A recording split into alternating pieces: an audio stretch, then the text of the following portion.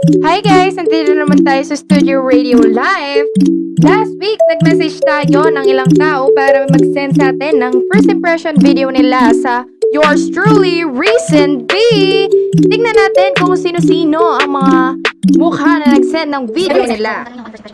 Hi, so first time ko At ano nga ba ang kanilang sinabi? Mukha niya po is foreigner na foreigner. Mataray, hindi approachable, hindi friendly, maarte, ganun po. Is a close friend of mine.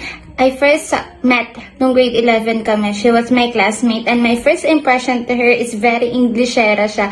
Kasi when you look at her looks, para siyang may lahi, which is tutunay naman na may lahi siya. Pero akala mo talaga very Englishera or saucy siya, gano'n. Saucy? My first impression about Bebs is like Ay, napaka-outgoing Gino. yung tao. Tapos akala ko masungit siya dahil gawa ng sa mukha niya. So, first impression ko sa'yo ay friendly ka kasi nung mga first days naman natin sa LPU ay nagkakausap din tayo, ganun, kakasama sa kantin.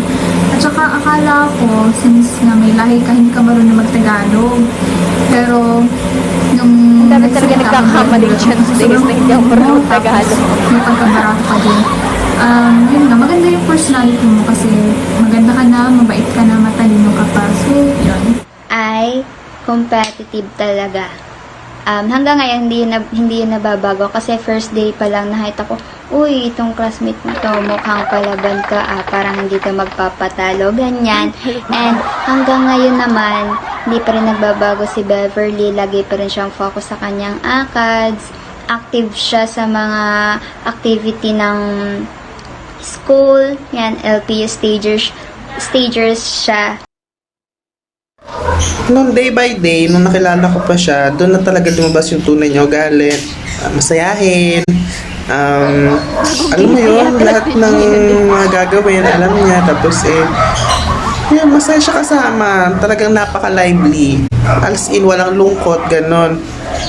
And then, nagkakilala kami ni Bebs dahil magkalapit lang yung dorm namin. And then, lagi kaming sabay kumain. Yun, nagkikita kami lagi sa karinderya. And then, sabay din kami pumasok. Sabay kami umuwi. Yun, hanggang sa na-develop yung friendship namin. And naging BFF kami. Yun lang po. Thank you. But as the days passed, naging super close kami. And my God, kabaliktaran talaga ng impression ko yung sino siya. Yung may accent niya talaga is kakaiba. Hindi accent na may panglahe.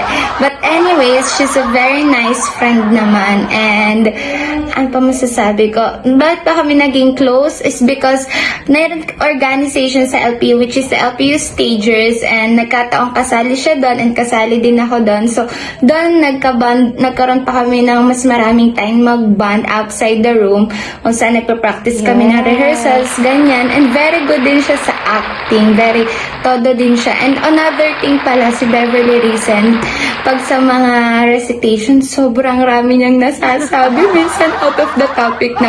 Pero ang galing niya magpalawak ng thoughts. That's all I know. She's very nice naman. That's why nga friends kami. And I'm also happy to be her friend. Yun lang. Happy din kami. Thank you. Pero po, dahil nung grade 11, lagi po kaming magkatabi, nagkukwentuhan na po kami, tapos po doon ko po na-realize na lahat ng first impression ko sa kanya is hindi totoo. Dahil siya po ay friendly, mabait, tapos lagi na rin po kami niyan magkasama, pupunta sa canteen, ganon, CR, tapos doon po, naging magkaibigan na rin po kami niyan. Ang pagiging friend po kasi ni Beverly ay sincere. Makikita, mararamdaman niyo po talaga na sincere si Beverly as a friend. And she's very thoughtful.